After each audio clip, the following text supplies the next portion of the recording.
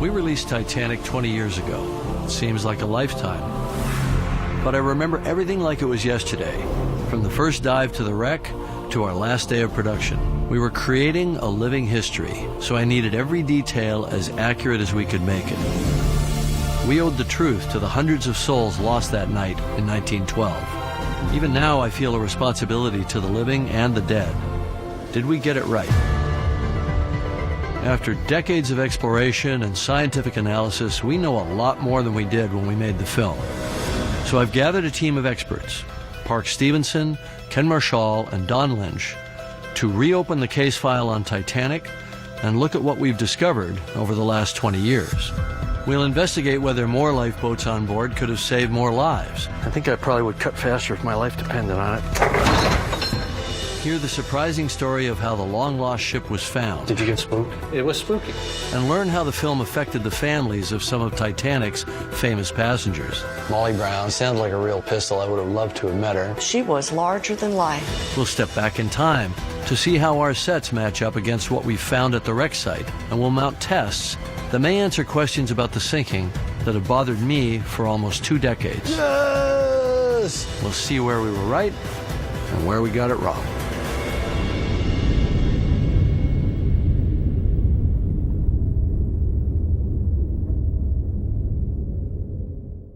Background and action.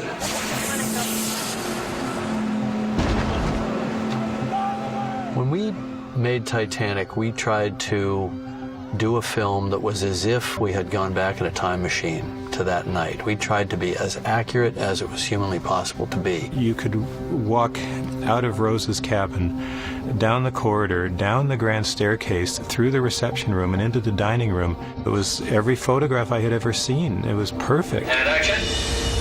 The feeling that you had no longer was Titanic just a story in a book or a picture. You were there.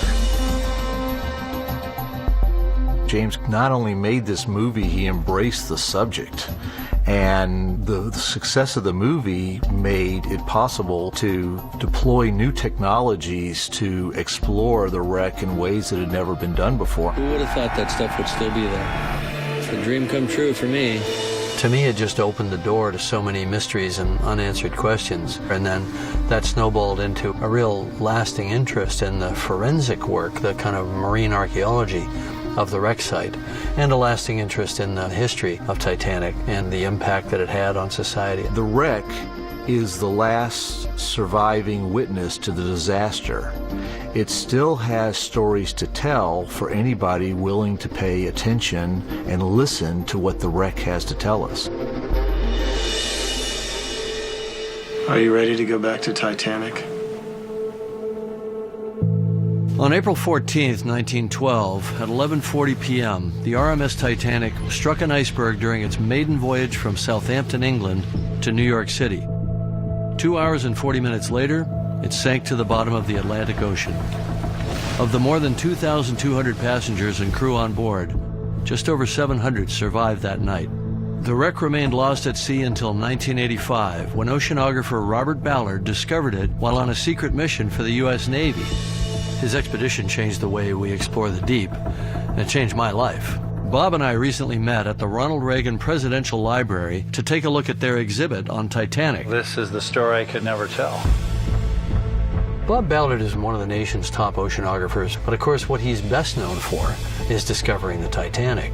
And that's an amazing story because it turns out that that was just a cover story for a mission that he was doing for the U.S. Navy at the time. In the 1960s, the U.S. Navy lost 2 nuclear submarines, the Thresher and the Scorpion, under mysterious circumstances. In the 1980s, Dr. Robert Ballard was brought in to explore the wreck sites and find out if the Soviet Union had gotten there first. My mission was to go out to both the Thresher and the Scorpion and completely document 100% of the wreckage. As it turns out, Ballard found the missing subs and completed his mission so quickly that he still had 12 days left to search for Titanic.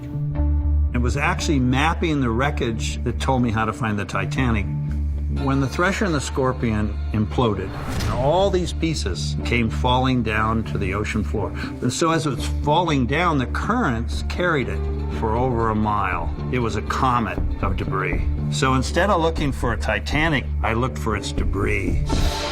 When the Carpathia got the distress call, it was down here, headed to the reported position. Ran into them early. Ahead of schedule. Yeah. So I said, what's the air celestial navigation back? 5 miles. So I said, let's go another 5. It has to be to the north. Yeah, right. So then you just run straight north. But so I run east-west lines to intersect, but space them 0.9 miles. Yeah. And if I don't get it, interspace them at half. You already knew that at that depth, the debris field would be roughly more than a mile. Yeah. So I cheated a little. I said, let's do 0.9. That's pretty smart. And then if I don't get it, I'll just interlace. Yeah, right. So we began running lines back and forth, and on the 9th line, hit the debris. You didn't know it was Titanic stuff until you saw the boiler.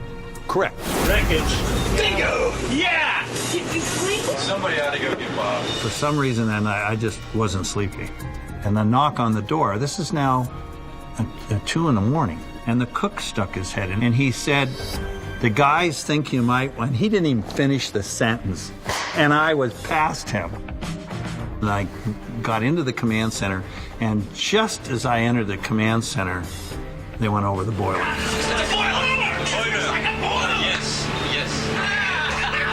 I knew it wasn't any wreck, it was the Titanic. And it was like scoring the winning goal at the buzzer.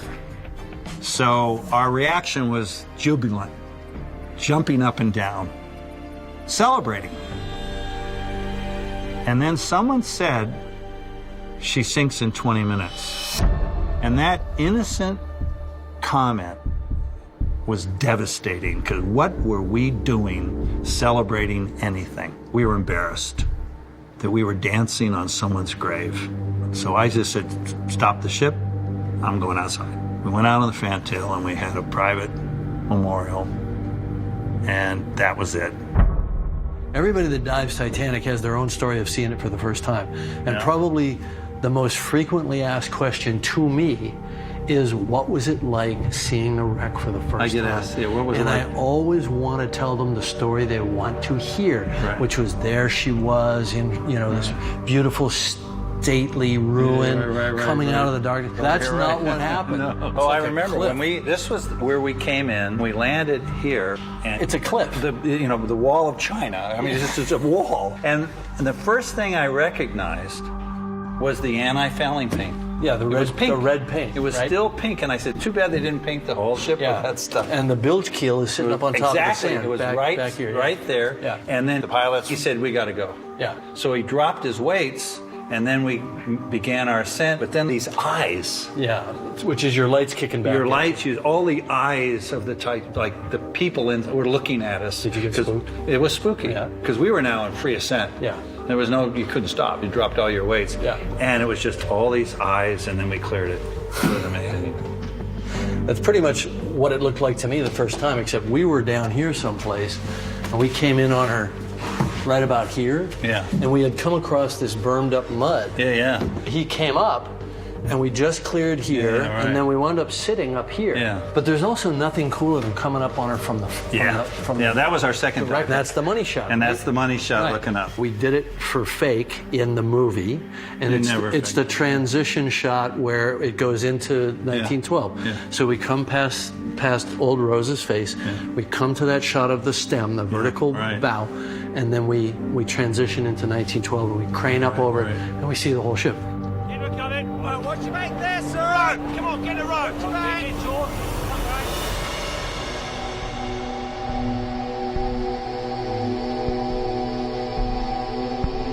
You won't find bodies at Titanic. You won't find skeletons. The bones actually dissolve into solution very rapidly at that depth. What anybody who's explored the wreck finds is pairs of shoes. It takes years for a skeleton to vanish. But the shoes, treated with tannic acid, they won't eat them. So all around the Titanic are the shoes.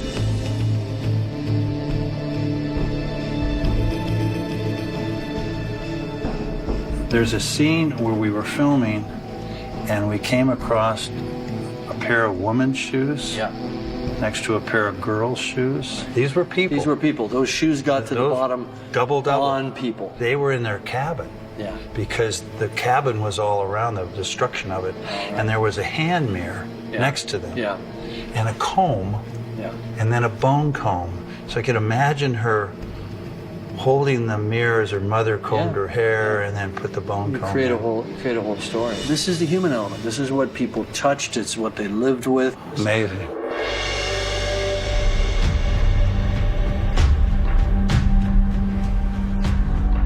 It's pretty daunting when you see all the names all at once. Exactly. I mean, how many people? In this, 1,496 people. You know, imagine all of these people out there in the ocean. This is the crowd that was floating at sea. You know, you get so into the forensics of it, you know, and studying the wreck and the breakup of the wreck and discovering the artifacts and so on, you really lose sight of the human tragedy sometimes. I know that was an epiphany for me when I was there at the wreck the first time. You know, how that hit me. And I'd been studying it for months, you know, but it wasn't out of remove. It wasn't a myth anymore. These were real people. Yeah. Everybody had a family somewhere that's probably affected to this day. Hi, Paul. Is the great-grandson of Isidore and Ida Strauss. I know their story well.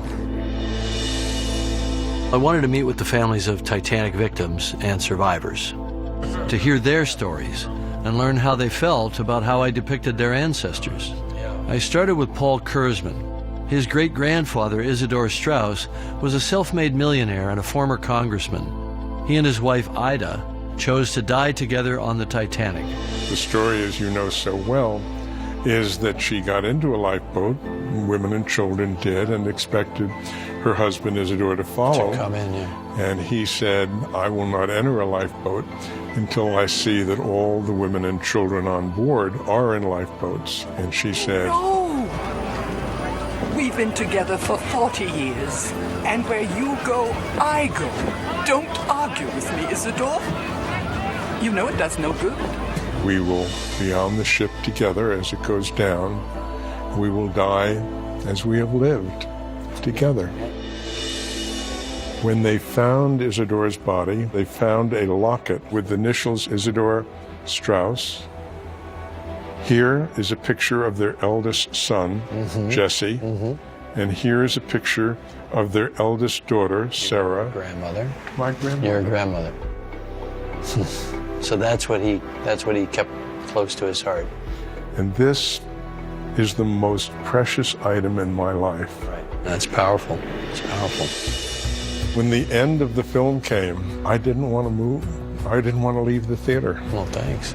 I was captured. It was really the accuracy, the work that you did as director toward ensuring authenticity. It wasn't just me, film. though. It wasn't just me, because once we had dived to the wreck, everybody who came aboard, production designer, costume designer, everyone felt that we had to live up to that standard. 20 years ago, we tried to bring Titanic to life without compromise. We did the best we could with the information we had.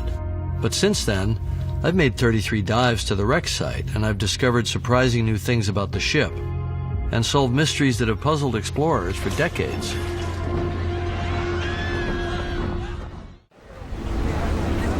For the movie Titanic, we unearthed every known photograph, pored over architectural drawings, and built our ship rivet by rivet, making sure everything was in its rightful place, as was known back in 1996. Today, at the Reagan Library exhibit, we'll look back at some of our film sets armed with ROV footage from my 33 dives to the wreck to see what we got right and what we didn't. It's quite proper, I assure you. This is the sitting room. Wow, so they've completely rebuilt the set. You know, I haven't seen this since we made the film 20 years ago. Isn't this great? It's great, yeah. This was like one of our first couple days of shooting. And one of the very first things that Kate Winslet and Leonardo had to do was, you know, get naked. We were inspired by this Regency motif that was known to be on Olympic and known to be on Titanic in other rooms.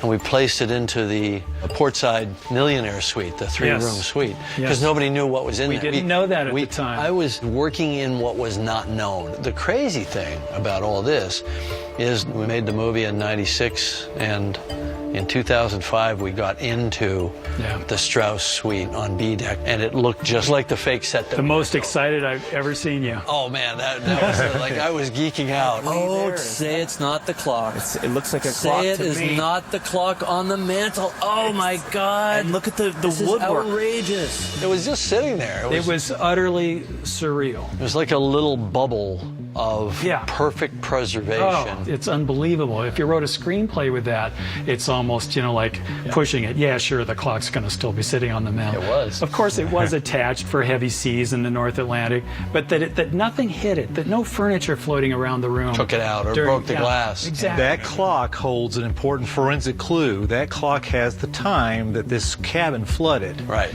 And we know the times on the chronometer on the bridge, so if we can get the time off that clock and match it to the time on the bridge chronometer, we have the rate of Titanic sinking. You're telling me I got to go back down there? Well, there's some muck on that thing. We need to clean it off and see what it says.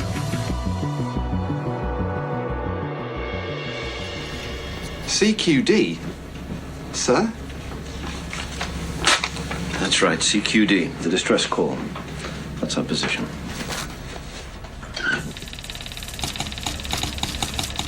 When we shot the film in '96, this was based on the best information we had. Right. There was one kind of funky double exposed picture of Titanic. And it showed kind of this area, as I recall. Yeah. And this is not in the photo. You didn't see any of that. We assumed it was there. Because the Olympic photos showed it. Yeah, so this was actually a pretty good reproduction of Olympic, and it turned out to be completely wrong for Titanic once we got in there with the ROV.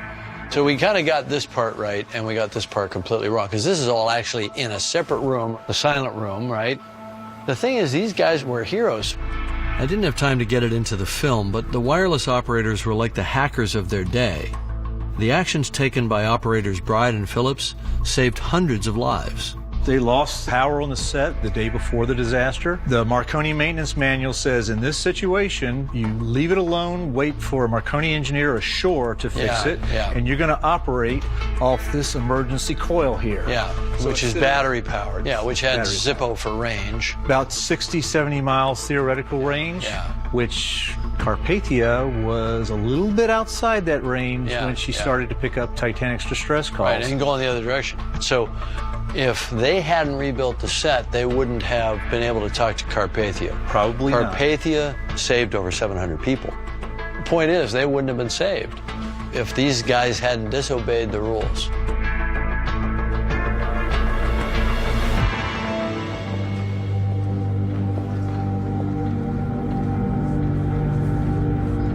So you want to go to a real party? So this is the grand staircase, which we built it from the plans, the way they actually built the staircase. So the staircase has got a steel footing. Then when we sank the ship, it lifted. Wood is buoyant. It ripped off that footing and it all floated up. And it actually pinned two stunt players. Fortunately, they weren't hurt, but it was a pretty scary moment. When the wreck was first found, there was no staircase. And the assumption was made that the little wood-boring mollusks had eaten the whole thing. But then we couldn't figure out why all the columns and wall paneling and everything on the D-deck level and so on were still there. And this is so substantial. I mean, this is solid oak. Oak is one of the strongest, densest woods. Yeah. And even if the wood had disappeared, where did all those iron balustrades go? Yeah, exactly. So we went down and we looked around the bottom with the ROV. We couldn't even find remnants. No. Couldn't find remnants of the balustrades. We couldn't find remnants of the stairs or any of that stuff. So we thought, it floated out. It was an interesting, kind of art imitating life. Yeah. Where exactly. If we hadn't made the movie, we wouldn't have come to that answer, I don't think.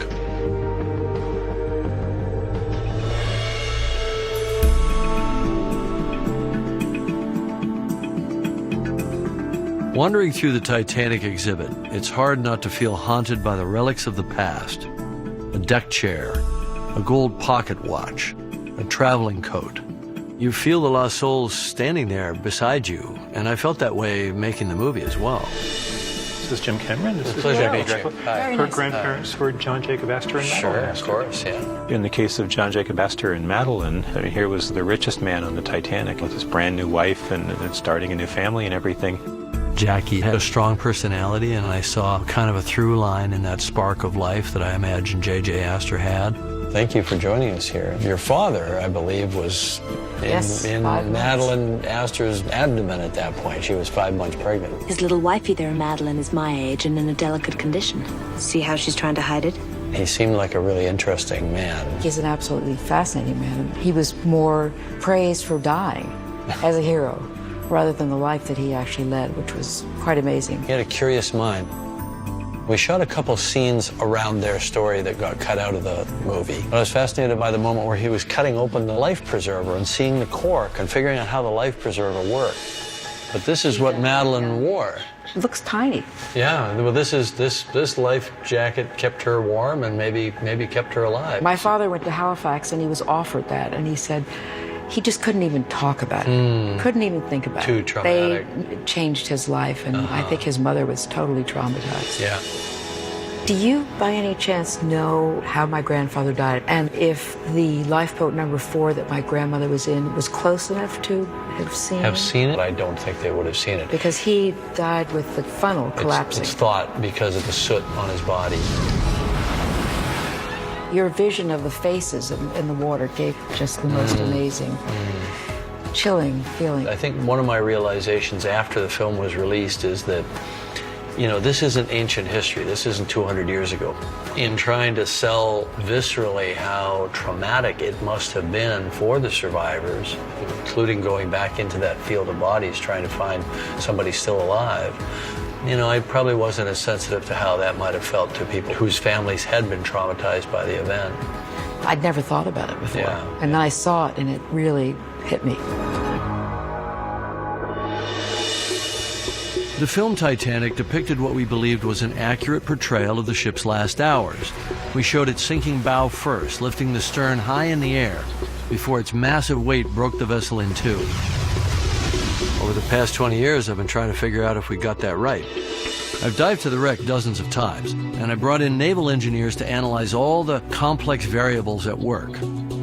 Now, I want to take it to the next level, doing an actual real-world physical test of the sinking that incorporates the new information we've gathered.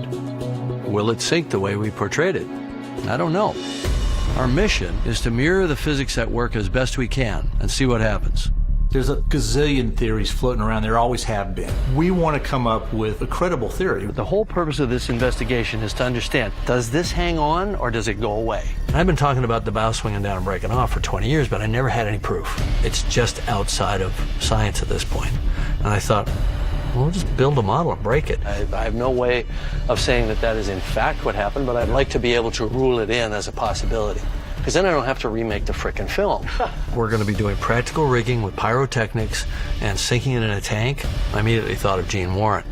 I've known him forever. We've done a few projects together over the years. Let's think about what would be the best way to help hold that up when this breaks. He wanted us to do a disaster forensics on really what happened when Titanic sank. Because water is water. Water doesn't change its dynamics. Let's see what the bow does, let's see what the stern does, and recreate what might have happened. I've been wanting to do this damn model test for a long time. I knew that trying to incorporate all the lessons we'd learned about the sinking into a single model test wouldn't be easy. Well, that's not what I believe happened. But I was about to find out just how hard it would be. You're not following what I'm saying. Iceberg, right ahead! For over 20 years, I've wondered why Titanic went down the way it did. Movie, it breaks, and the stern falls back with a big wave, and then the bow pulls it down, and its stern stands up straight, and then the bow breaks off, sinks straight down, and that stern's sitting there, and it slowly goes down. It's a dramatic image, and as accurate as I could make it at the time. But I've never stopped trying to find out exactly what happened. Over the years, our little analysis team has used a wide variety of source material in order to try and put together the pieces of the puzzle that is the sinking of the Titanic. We know from the wreck exactly where the steel broke, right to the rivet. Jim's exploration of the bow section has fine-tuned our understanding of what was going on during the flooding and during the descent to the ocean floor. We got a mast that's knocked aft. All of the B-deck forward-facing windows broken, broken, broken. To me, that all adds up to a very strong longitudinal flow over the ship. We see a consistent pattern of the effects of an almost hurricane-like flow of water from the front of the ship toward the back of the ship. That can only be explained by the ship sinking vertically straight down. Big piece of the keel, 70 feet long, 2 big frames of the double bottom were found way out in the debris field. They had been ripped off the ship by what? Well, they'd been ripped off by the bow, separating. Bit by bit, putting all these little data points together, we're essentially able to reverse engineer major key frames of the sinking. We engaged the United States Navy to build 2 computer simulation models of Titanic. One showed us how the water progressed through the ship as it sank. The other measures the stresses in a hull. And what it told us was Titanic didn't need to rise 90 degrees out of the water. The model calculated approximately 23 degrees before the peak stresses were realized in the structure and she broke. But for a ship the size of Titanic to sink, there's an unlimited number of variables going on during the sinking. The computer simulation would bear some of that out, but too many variables to nail down exactly what would happen. So we got to try a different dimension, and that's where the physical model comes in. Hydrodynamically, it's got to be pretty close to what the ship was, I think. It's a one-off model. It's not 100% accurate in some of its fine details, but it was accurate in terms of the overall shape, which is all we really need for a hydrodynamic study. The biggest part was having this model float and then sink like we learned from all of our research gathering. It's a known length, right? 70 feet. Yes. 70 feet from the break point aft. here. We knew that the model was going to have to break, so we had to put in a mechanism that would allow it to break at the point where our computer simulation had indicated. And so this is the hinge piece down here? The hinge is right here. No, that's not what I'm calling the hinge piece. The hinge isn't here. The hinge is here. Jim, he'd given us some direction. We kind of got it half right, but he wanted the hinge in a different place. That's what I call the banana theory, which is as the ship broke, that keel, the strongest part of the ship, held on. This falls back, and that's there, and then it rips away. There's your hinge piece. And as it ripped away, it formed almost like a third piece. The keel, it goes like that. No, it doesn't take off yet, necessarily. That's what we want to understand. It's a kind of a proof of concept. We can never prove what actually happened. We can only prove what might have happened. The hydrodynamic forces on this were enough to snap the mast aft, blow the wheelhouse off. Jim came in and looked at it, and what he did not see is the water flow that accounts for a lot of the damage that we've seen at the wreck. So he's directed some changes so that we can truly remove any latent buoyancy left in the bow. We didn't have all the interior walls and everything that would have slowed down the rate of flooding. So we used a combination of sponges and foam. Foam to provide buoyancy, sponges to provide a delaying factor in how quickly a space will fill up with water once flooding. It's all very catastrophic right in here and very fast, which is the equivalent of this, wicking the water in rapidly. Each successive run was basically a fine-tuning of the model to where we would see it perform the way that we knew it had to. Haven't we sunk this damn ship yet? Believe it or not, we're doing the banana peel. Okay, well, let's see what we got. That thing's buoyant, so that's no good. It needs to be negative. Then we came up with another problem. When the ship breaks, it loses buoyancy. Our buoyancy was foam. We couldn't just make it disappear when it broke, so we had to come up with a method to have the foam work its own way out of the hull to simulate the loss of buoyancy after the break. If they tried to adjust flotation in this so that the break happened where it's always been filmed, it's too high out of the water. We definitely got that wrong. At that point, it became a team effort. I would drill up this area, right? Yeah. This should all be packed with sponge up in here. He jumped in with us like we were at Roger Corman days, like he was in his 20s again. So we'll probably have to cut these up, right? There we were, back rigging stuff together and doing tape and soldering and all the things that you do. That wasn't setting the Wayback Machine for 20 years ago on Titanic. That was setting it back to the early 80s for me. You've done this before. A few times. I'm blowing my share of up. I started to figure out how to do it in a way that we fine-tune the breakup. By changing that timing, we could have the stern fall back more or fall back less, have the bow swing down more or swing down less. When we did our computer simulation, there was a moment where the stresses on the ship exceeded the strength of the material. And that's when it should have broken. And that happened when the ship tilted to 23 degrees. So when we sank the ship at 23 degrees, it seemed to do everything that was observed. We said it broke at 23 degrees, so we were actually breaking at around 25, 26 degrees, according to this crude test. But I mean, I think, you know, it's telling us something. We're homing in on this. And in fact, that was even increased when it broke. The stern kind of popped up a little bit, and you could kind of see the break. And the bow swung down and detached and fell vertically. So we feel pretty comfortable that it was somewhere between maybe 20 and 30 degrees of tilt when it broke. All right, here we go. Let's do it. Let's roll. All right, so drops are clear. Brakes right at the water line. Oh, that's comes sweet. Up a little bit. Sweet. Swings down, pulls the stern more vertical. That's a banana model. Check that out. Touchdown! We did see some scenarios played out almost exactly as it was filmed. The stern going under vertically, giving Jack and Rose their few moments right there at the fantail. As the stern came up and went vertical, it always turned almost 90 degrees. And that's exactly what people saw. And people describe it standing up like a tower or like a finger pointing at the sky. And that's exactly what we saw. Yes! Vertical stern!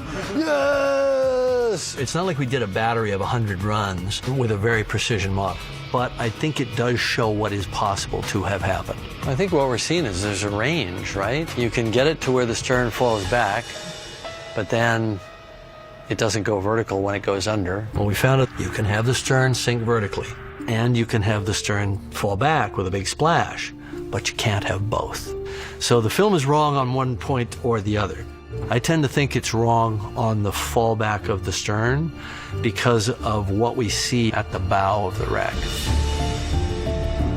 There are about 5 or 6 instances of hydrodynamic effects, and there's only one way that can happen. It swung down and it shot off like a bomb, dropping straight down. So I think we can rule in the possibility of a vertical stern sinking, and I think we can rule out the possibility of it both falling back and then going vertical. We were sort of half right in the movie. With each thing that we try, each step that we take, I think we're getting closer and closer to what actually did happen that night. Okay, let's do it again. That was perfect. Let's do it again. I'm constantly fascinated by the engineering, the hardware, the forensics, and I'll get very excited about the ideas, you know. You always have to kind of grab yourself by the scruff of your neck and remind yourself what happened there was a real tragedy that happened to real people, and it still resonates down through time in this very powerful way. And sometimes you forget that in the moment, but I try never to forget it for very long. Our scale model sinking took only seconds. In real life, the passengers and crew had about an hour and a half to escape. More than 2/3 of them didn't make it, which brings up another controversy. Could more people have been saved? Mr. Andrews, forgive me. I did the sum in my head. And with the number of lifeboats times the capacity you mentioned, forgive me, but it seems that there are not enough for everyone aboard. About half, actually. Titanic carried 20 lifeboats, but they only managed to launch 18 in an hour and a half. Now, we've all been told that if the ship carried more boats, more lives could have been saved. But would that really have made a difference? Could the crew have launched more boats in the time they had? I've wondered about this for a long time, and we never tested it until now. So what we did was we took a replica lifeboat left over from the movie with a set of davits mounted atop a platform that was tall enough to represent the height of the promenade deck. Boat deck being up on top, got a crew to man and lower the lifeboat so that we could see how long it took. We figured that it would take about 2 minutes to roll the canvas back on these lifeboats. Roll back that cover! Roll back that cover! So we preset our clock to 2 minutes. Okay, so the ropes are in, and you guys know what to do, right? To get them flaked out on the deck? You're going to do that sort of there and there, so we need to stay out of those? No, we can put it right there. Well, put it where you would have done it if you were really on the ship. Okay. And if we're in your way, then move us out of the way because we're curious passengers. And you're having to yell at us to get out of the way. Politely, of course, because we're also, you know, rich passengers in the first class of area of Titanic. So when we say go, ready the boat, and then tell us when it's ready. Okay? Yeah. Bring lines on deck. Clock is running.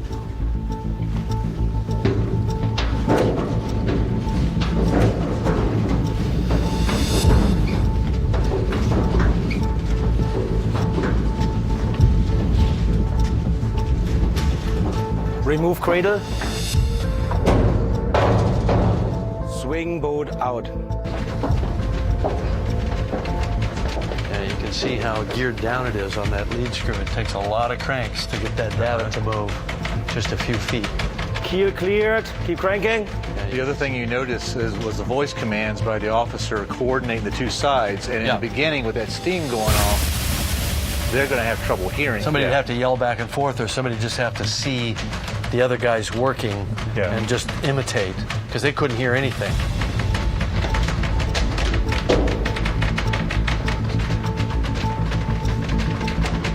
Okay, good. Lower boat to embarkation deck. So at what point do they start loading it? So they're going to lower it down to the edge of the boat deck. Because then you just step into it. Right, you want to step into it. You do not want them stepping over if you can avoid it. Hold it. Secure the boat. Okay. Stop the clock. 8 minutes and 30 seconds. 8 minutes and 30 seconds. Now we're going to have to just estimate the loading time. The key here is that you don't know how much time you have. You've never practiced this. But just as a baseline, let's get some values for how long it takes to do each part of the operation. Yeah, exactly. So I think you're probably looking at a time that varied. Initially, it was probably slower as people were reticent, and then later, as they got more desperate, it probably sped up. Let's say 10 minutes. Okay. Let's say 10 minutes. Yeah. Okay, that puts us up to 18 and a half minutes. Now let's see how long it takes us to lower one deck level. And clock running. Ready. Okay, lower. You're right, it jerks its way down, and look at the You can see how jerky it is even now, not loaded. It'd be like 3 times that when it was fully loaded. That'd make it a lot harder to lower.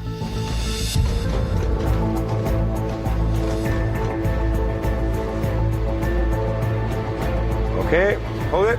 Okay, stopping the clock. So what was that? Just shy of 2 minutes. Just shy of 2 minutes. Okay, so that's 2 minutes to go 10 feet. It's another 50 feet to the water. So we have to add another 10 minutes. So that's 30 minutes, 30 seconds. And they were working simultaneously. They were loading passengers in while they were cranking out the next boat. Right. Then our times can telescope somewhat.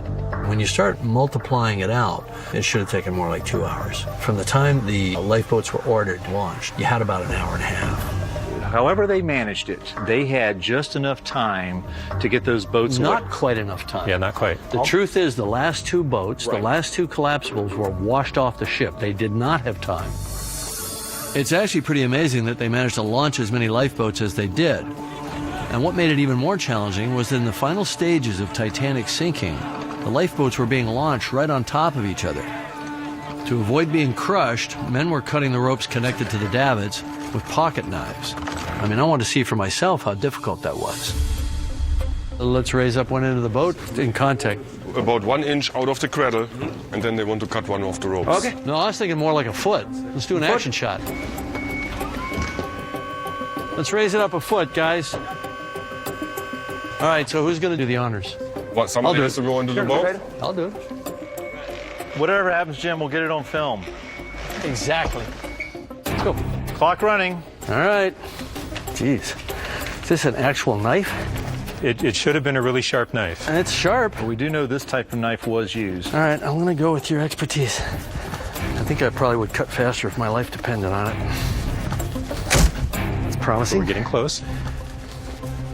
Oh, jeez. You imagine like 50 people screaming? Yeah. Water coming up. There's a boat coming down in your head, don't forget. Yeah, that too. That's gonna get dramatic here in a second. I can hear it. All right, that's promising.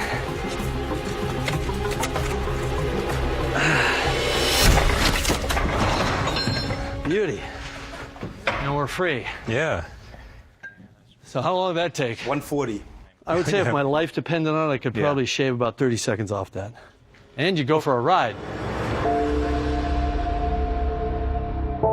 I think if you had more lifeboats on that ship, they would have just gotten in the way, and it might have cost hundreds of lives.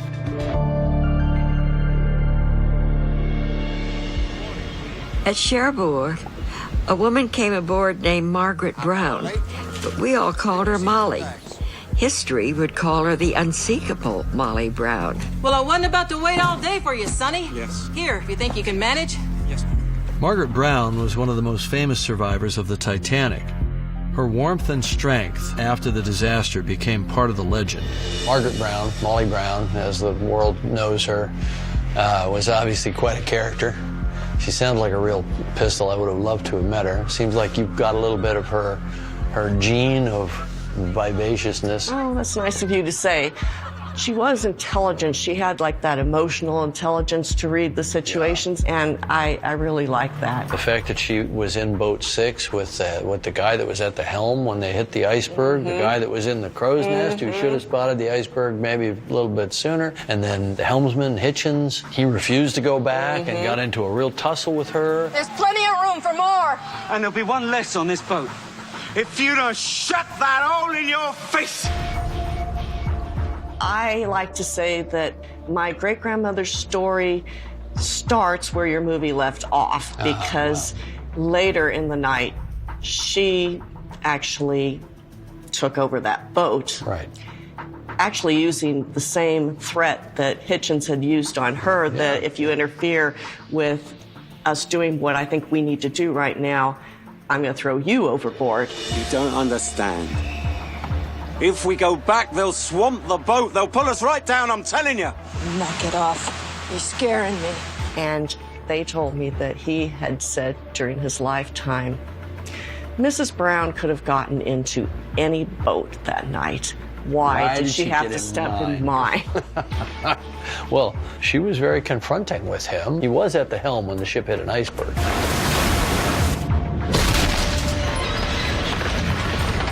Is there anything that you would really like to have changed now that this much time has gone by? Moffat's question got to the heart of one of the biggest storytelling regrets I've had since the film came out.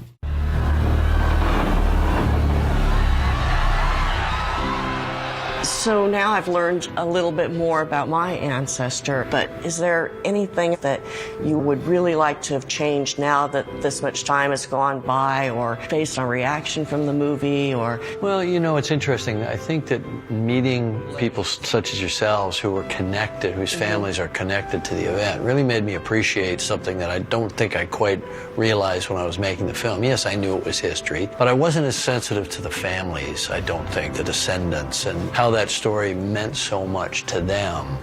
And in the case of First Officer William McMaster Murdoch, I took the liberty of showing him shoot somebody and then shoot himself. He's a named character. He wasn't a generic officer. We don't know that he did that. But, you know, the storyteller in me says, oh, I start connecting the dots. He was on duty. He's carrying all this burden with him, made him an interesting character. But I was being a screenwriter. I wasn't thinking about being a historian. And I think I wasn't as sensitive about the fact that his family, his survivors, might feel offended by that. And they were. And, you know, I feel like I should have made him more of a generic character then, and then it could have been any one of a number of people who were at that place at that time. What was that, Mr. Murdoch? An iceberg, sir. When we would go out on an expedition, we'd wait till 11:40 at night, which was the moment the ship hit the iceberg, right at that exact spot, and we'd go out onto the bow of the research ship, and we'd raise a glass in honor of the passengers and the crew of the RMS Titanic.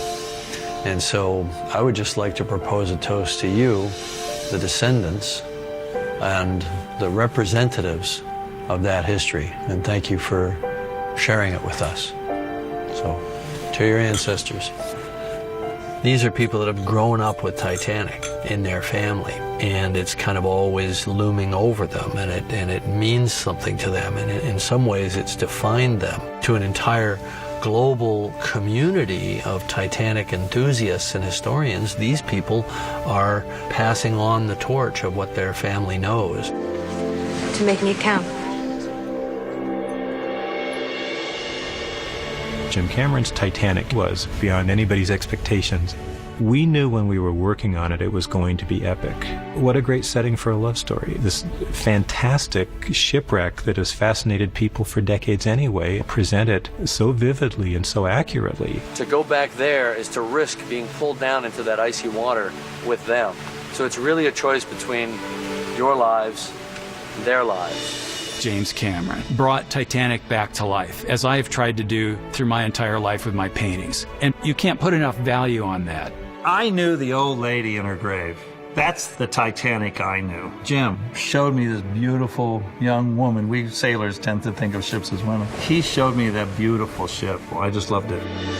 That movie used Titanic as a stage to tell a teenage love story. It wasn't meant to be a historical narrative, but it created a passion in Jim to follow up that movie with actual expeditions to the actual wreck. And because of that continued interest that goes way beyond a feature film, we have made discoveries and learned things that have actually changed the history and our understanding of Titanic. I just really was fascinated by Titanic, the story, the archaeology of it, and just wanted to know more. What happened that night in terms of the final moments of the ship and the breakup, the way it sank. We will never know exactly what happened, but we can say what is possible to have happened. Titanic wasn't just a story. This was something real. This really happened to real people. And we need to honor those that died and their families. I think it's important for filmmakers to understand that responsibility and actually get it right.